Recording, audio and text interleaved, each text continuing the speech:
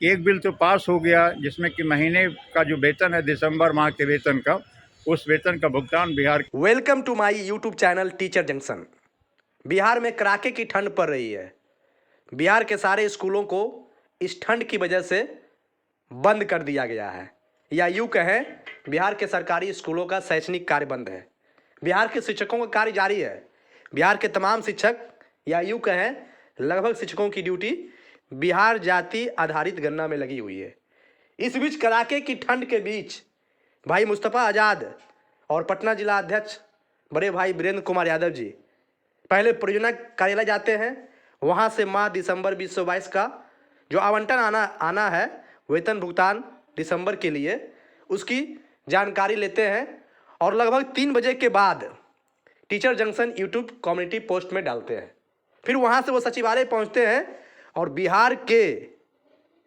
लाखों शिक्षकों के लंबित मांग बकाया भुगतान, चाहे वो 15% का हो चाहे वो 9% शिक्षकों का, उसकी खबर लेते हैं। और तमाम जानकारी आप सुनेंगे कि सचिवालय जाकर दोनों भाइयों ने क्या कुछ जाना और बिहार के शिक्षकों के साथ क्या कुछ शेयर कर रहे हैं। थोड़ी देर में आप सब कुछ जानेंगे, लेकिन इससे पहले हम कहना चाहेंगे कि टीचर जंक्शन की लोकप्रियता से लोग घबरा रहे हैं, लगातार इसके कंटेंट को कॉपी पेस्ट कर रहे हैं। चैनल इसी तरह का क्रिएट कर दिग्भ्रमित करने के लिए कोशिश कर रहे हैं, लेकिन मैं तमाम व्यूअर्स जो टीचर जंक्शन यानी टीचर जंक्शन का जो लोगो है या जो उसका हैंडल है @ऑफ टीचर जंक्शन कैपिटल में वो है, उस पर आप लोग ध्यान दें और किसी तरह के दिग्भ्रमण में आप ना पड़े। तो चलिए आपको आज का अपडेट सुनाते हैं, क्या कुछ जानकारी इस कड़ाके की ठंड के बीच भाई मुस्तफ़ा आज़ाद जी और बड़े भाई वीरेंद्र कुमार यादव जी ने बिहार के शिक्षकों के साथ करने जा रहे हैं, वो आपको सुनाते हैं। चलिए आइए सुनते हैं। नमस्कार शिक्षक साथियों, आज भयंकर सर्दी के बीच भाई मुस्तफ़ा आज़ाद के आग्रह पर हम लोग सचिवालय गए और वहां जाकर के हम लोगों ने एरियर के संबंध में अद्यतन जानकारी लेने का प्रयास किया। वहां जाने के बाद जो संबंधित कर्मी हैं उनके द्वारा बताया गया है कि वित्त विभाग के अनुमोदन के प्रत्याशा में वह पास नहीं कराया जा सका है और उसमें अभी लंबा वक्त लगेगा, क्योंकि जब तक वित्त विभाग के प्रधान सचिव का अनुमोदन नहीं होता है तब तक बड़ी राशि पर अप्रूवल संभव नहीं है। तो हम लोगों को जैसा कि वहाँ बता रहे थे कि अभी नहीं होने के पीछे का जो कारण है उसको हम लोग कुछ नहीं कर सकते हैं, लेकिन इतना तय है कि प्रधान सचिव का उस पर अभी तक अनुमोदन नहीं हो पाया है। उसकी प्रत्याशा में हम लोग भी अभी इंतज़ार कर रहे हैं, इसलिए आगे आने वाले दिनों में उस पर शायद निर्णय हो पाए। तो बिहार के तमाम शिक्षक साथी जो एरियर के विषय में चिंतित हैं और लगातार फ़ोन कॉल के माध्यम से हम सब तक संपर्क स्थापित कर रहे हैं, सबसे ज़्यादा फ़ोन कॉल्स रिसीव करने का श्रेय भाई मुस्तफ़ा आज़ाद को जाता है इस सिलसिले में, क्योंकि नियोजित शिक्षकों की परेशानी से रूबरू होने का इनको प्रत्यक्षतः मौका मिलता है और हर दिन इनके पास सैकड़ों फ़ोन कॉल्स इसी विषय को लेकर के आते हैं। तो उन्होंने आज बहुत ही आग्रह किया कि कड़ाके की सर्दी है फिर भी हम सबको चल करके इस पर अपडेट देना चाहिए। तो हम लोग इसी सिलसिले में आज गए और जा कर के हम लोगों ने अपने स्तर से जो प्रयास करना होता है हम लोगों ने प्रयास किया और वहाँ जा कर के जो जानकारी हम लोगों को मिली है वह जानकारी आप तमाम शिक्षक साथियों तक साझा कर रहा हूँ। आपको मैं एक बात और भी बता दूं कि 2 बिल उस दिन जमा कराए गए थे, जिसमें से एक बिल तो ऑलरेडी पास किया हुआ है और वह बिल परियोजना को भी जा चुका है।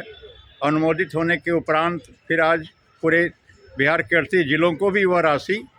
जो एसएसए के खाते हैं उसमें अंतरण होने की पूर्ण संभावना भी है। लेकिन जो दूसरा बिल था उस दूसरे बिल पर संशय बना हुआ था उस दिन भी, और हमने पिछले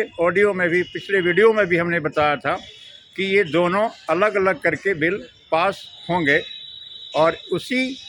पहले की जो पूर्व में हम लोगों को ऐसा था कि जब भी बिल पास होगा तो अलग अलग करके पास होगा, और वही हुआ है कि एक बिल तो पास हो गया जिसमें कि महीने का जो वेतन है दिसंबर माह के वेतन का, उस वेतन का भुगतान बिहार के तमाम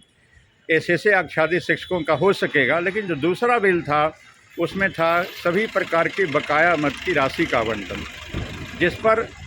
बहुत दिनों से हम लोग भी लगातार काम कर रहे थे और बिहार के तमाम जो शिक्षक उसमें लाभान्वित होने वाले थे, जो लाभुक शिक्षक थे,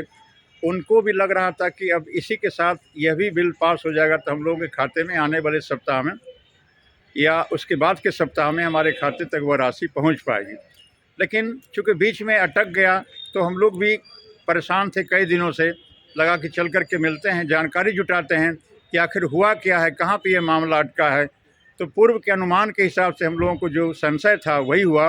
कि वित्त विभाग के अनुमोदन के प्रत्याशा में आज भी